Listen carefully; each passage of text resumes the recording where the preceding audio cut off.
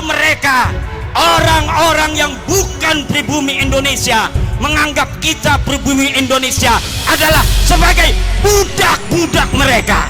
Diam saudara. Berani nggak tes DNA? Diam saudara. Berani nggak tes DNA? Diam saudara. Berani nggak tes DNA?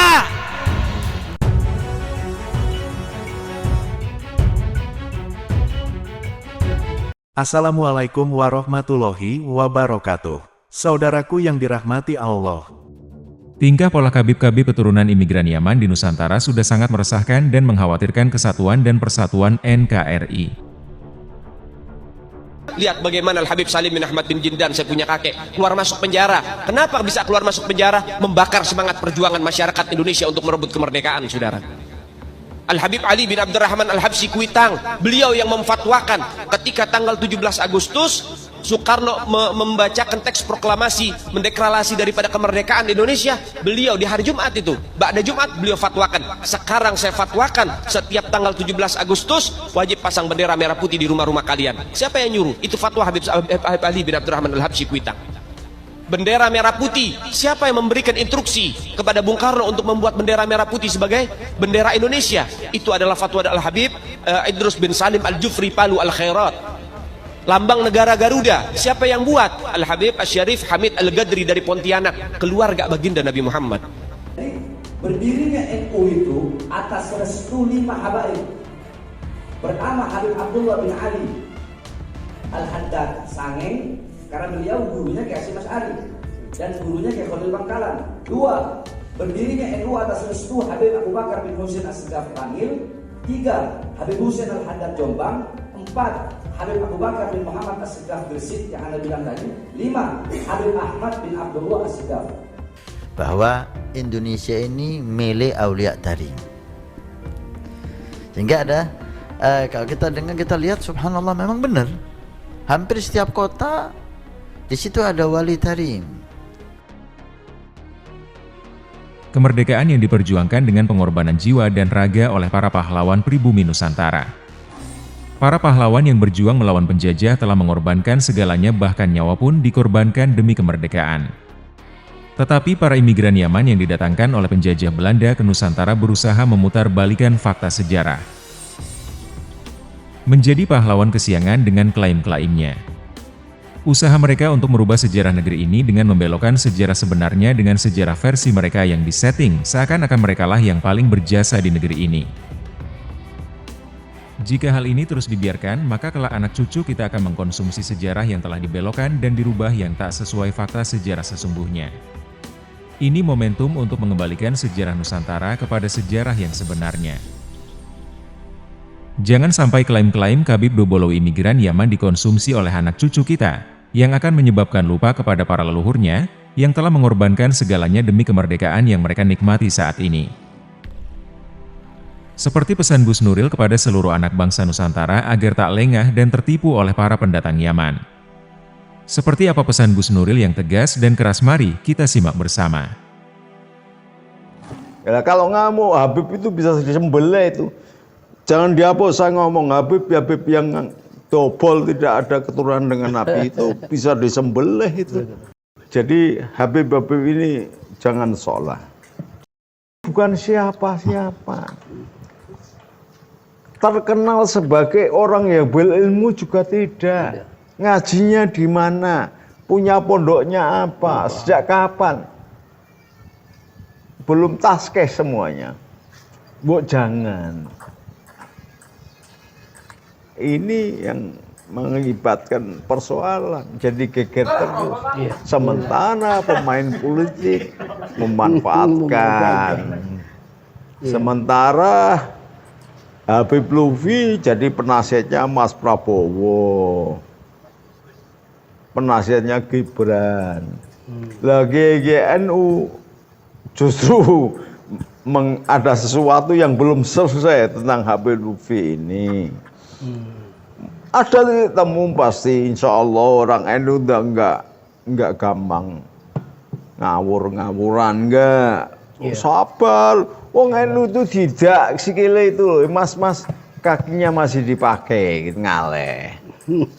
Digetok gitu, udah anu digetok masih ngalah. Mbok jangan gitu toh. Gusti Allah yang gawe saya aja, bapak saya, ibu saya yang ngasih makan saya aja nggak pernah getok gitu, ngalah.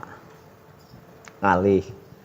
Tapi kalau sudah 3 kali, jangan tanya. Orang Jawa itu, Indonesia tinggal di Pulau Jawa itu, orang harus tahu separuh negaranya adalah gunung berapi.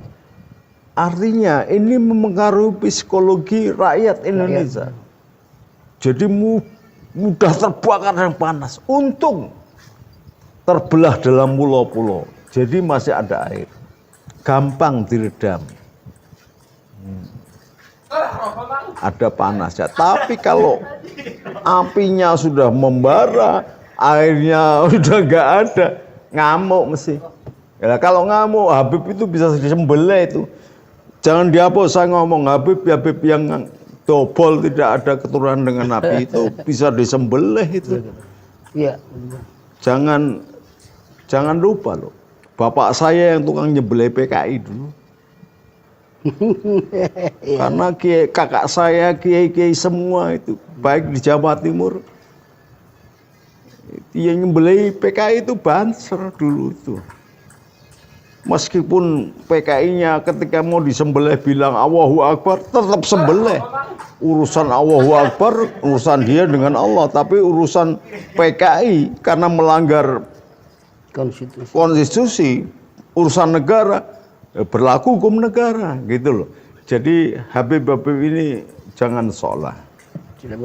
Kalau saya mengatakan agak kasar, janganlah, kamu ini siapa? Nggak ada sejarahnya. Habib itu jago perang, nggak ada. Negaranya perang aja nggak pernah menang kok. Negaramu itu sampai hancur kayak gini. Negara Arab yang hebat diperjuangkan oleh kemenangan perang salib oleh Salahuddin Ayyubi yang menerkenalkan selawat Badar, yang menerkenalkan selawat Berjanji, yang menerkenalkan selawat Burdah. Sayyidina pengarang, pemenang, pahlawan Salahuddin Ayyubi aja tidak kamu hormati. Ketika keluarga Rasul sekian ribu dihabiskan, anak-anak cucunya dalam perang Karbala dibunuh semua. Kamu enggak berbuat apa-apa. Tapi sekarang kamu karena mendapatkan keuntungan dengan klaim keluarga Nabi, kamu mendapatkan rezeki. Tapi ingat loh, Nabi pernah mengatakan berdoa agar keluarganya hidup dalam pas-pasan, kalau tidak boleh dikatakan miskin. Lah kalau kalian kemudian berpoya-poya, berharta benda, berkaya-kaya, nuruti siapa? Ngaku cucunya tapi tidak ngikuti datuk neneknya, moyangnya. Nah, bagaimana? Ini kan sama dengan bakar sate di sono, panggangnya di sini. Bisa matang apa enggak? Enggak matang. Ingat loh. Satu hal lagi, kenapa ini ribut tiba-tiba? Itu karena dimanfaatkan oleh kepentingan politik. Oleh sebab itu saya mengatakan Mendagri, Menko Polhukam, Menteri Pertahanan, Kapolri harus tegas. PGN siap, pendekar darah Garuda Jatmi juga siap di belakang. Patriot Garuda Nusantara saya sebagai senopatinya siap. Kalau misalnya TNI nanti dikatakan melanggar HAM karena memukul atau apa kepada mereka yang kurang ajar dan kemudian suka mendiskreditkan pemerintah, menuduh pemerintah, membuat keonaran, PGN siap berada di depan tanpa dibayar. Udah lama yang membubarkan FPI saya, HTI saya.